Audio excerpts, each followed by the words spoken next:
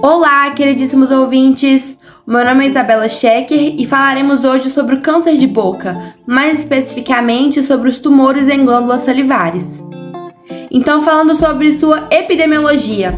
Segundo o Instituto Nacional do Câncer, cerca de 15.190 novos casos são notificados a cada ano triênio, e sendo a maior parte desses novos casos acometidas por homens.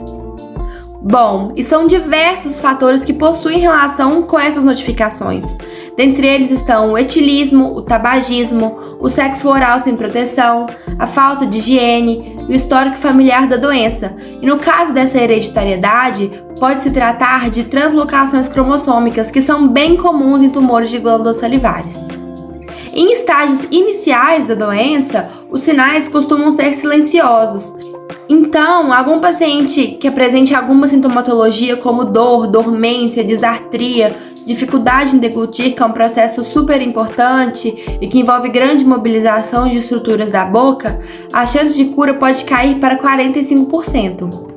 Sendo assim, a gente conclui que é super interessante se atentar às alterações locais mesmo e também a hábitos. Então nós, como os futuros médicos, como profissionais da saúde, temos que ser super atenciosos e detalhados ao fazer uma anamnese, uma história patológica pregressa, um histórico familiar do nosso paciente. Porque por muitas vezes, como no dia a dia ele pode não prestar tanta atenção, é nossa oportunidade de reparar em alguns sinais, em alguns sintomas que podem passar desapercebidos por eles.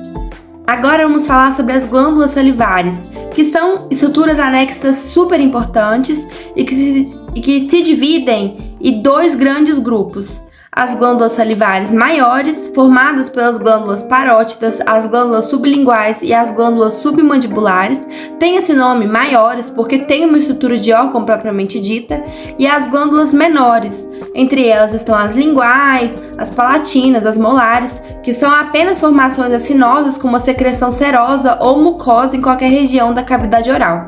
Elas têm função exócrina. E essa formação acinosa constituem dois tipos de ácidos, os serosos, que têm uma secreção proteica basicamente, e os mucosos, que têm uma secreção com maior número de mucina, que é uma proteína presente na saliva. As glândulas parótidas estão localizadas inferiores às orelhas, entre a pele e o músculo masseter.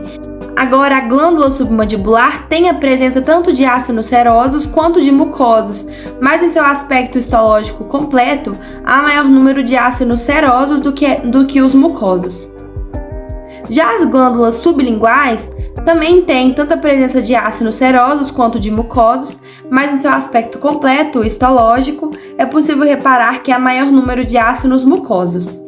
Agora falando um pouquinho sobre a saliva, que tem importantíssimas propriedades de manutenção para a saúde dos tecidos orais, como a de limpeza, uma ação antibactericida devido a ioxiocianato e enzimas proteolíticas, a de lubrificação do bolo alimentar graças à lisozima, a digestão mecânica de alimentos e de nutrientes como os carboidratos devido à enzima pitialina ou amilase salivar.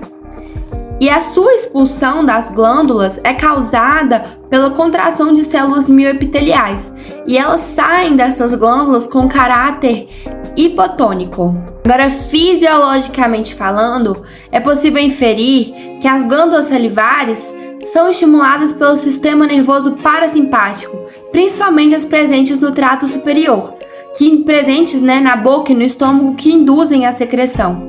São controladas por sinais que se originam dos núcleos salivatórios superior e inferior no tronco cerebral, localizados na junção entre o bulbo e a ponte, e excitadas por estímulos tanto gustativos, táteis, cheiro, além do condicionamento, inibidos por fatores como o medo, que é estimulado pelo sistema nervoso simpático, que é antagônico do parasimpático. A sua secreção das glândulas salivares é gerada a partir da transmissão de alguns sinais gustatórios, captados pelas papilas circunvaladas e outras regiões posteriores da glândula e da garganta, além da região faríngea pelo nervo vago para o trato solitário. Essa secreção de fluidos digestivos caracterizam os reflexos autônomos gastrointestinais. E é interessantíssimo falar também sobre o que o câncer pode gerar, que é um quadro de leucopenia, que é um baixo nível de glóbulos brancos que diminui a capacidade corporal de combater infecções devido a qualquer diminuição dos leucócitos, o que permite a invasão dos tecidos adjacentes por bactérias, já que é sabido que o corpo humano vive em simbiose com muitas bactérias e que elas podem invadir com rapidez os tecidos circundantes e levar ao sangue, à corrente sanguínea.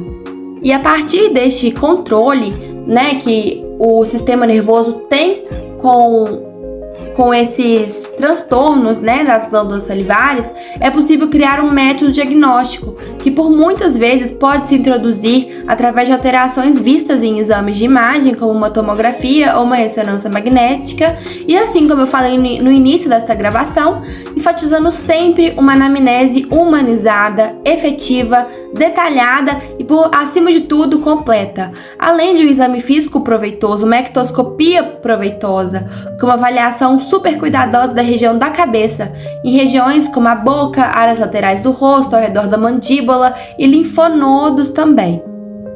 E caso algum desses exames apresente alguma alteração, é interessante solicitar uma biópsia do local para confirmação diagnóstica e o estadiamento da doença.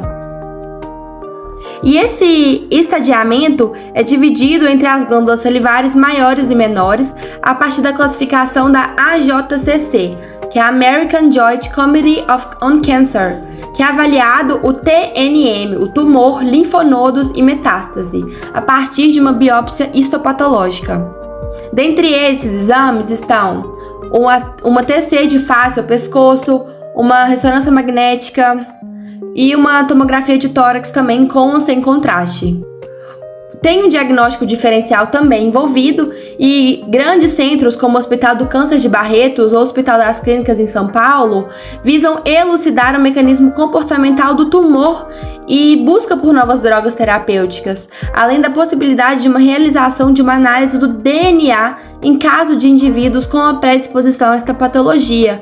Porém, infelizmente, é a nossa realidade que esse exame não é disponibilizado pelo SUS e pouquíssimas pessoas possuem acesso a ele porque se trata de uma ferramenta muito onerosa, inacessível consequentemente.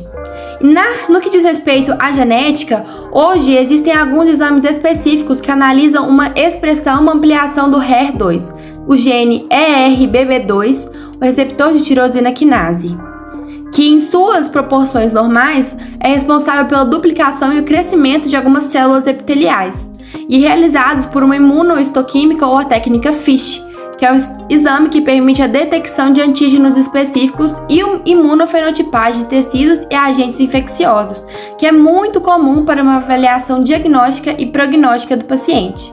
E caso esse exame der positivo, o paciente se torna candidato à imunoterapia. Mas, em caso considerado o estadiamento da doença, a sua ressecção é cirúrgica e depende também da classificação da patologia, que é de T1 a T4, que é uma classificação dos estágios do câncer. E essa ressecção cirúrgica tem o foco na preservação do nervo facial, que é o sétimo par de nervos cranianos. Em se tratando de exames bioquímicos, é necessário a cada ciclo de quimioterapia exames como o hemograma completo, TGO e TGP, lesão hepática, ureia e creatinina, que são marcadores renais, fosfatase alcalina e gama-GT, vitamina B12 e vitamina D, que são bem interessantes para ter uma noção holística mesmo da situação clínica do paciente. E no caso de um tratamento medicamentoso, há sim algumas opções. É indicado uma quimioterapia citotóxica. A primeira escolha seria uma combinação de carboplatina mais o paclitaxel, e uma segunda escolha seria uma cisplatina e uma vironeubina. E o acompanhamento médico se baseia em um exame físico trimestral nos primeiros 2 anos, semestral do 3º ao 5º ano para pacientes ressecados, imagens de face e de pescoço a cada semestre até os 3 anos de diagnóstico e uma tomografia de tórax a cada 6 meses até os 3 anos do diagnóstico. Então, queridos ouvintes, eu espero que este momento de aprendizado tenha sido proveitoso e nos vemos na próxima. Muito obrigada pela atenção.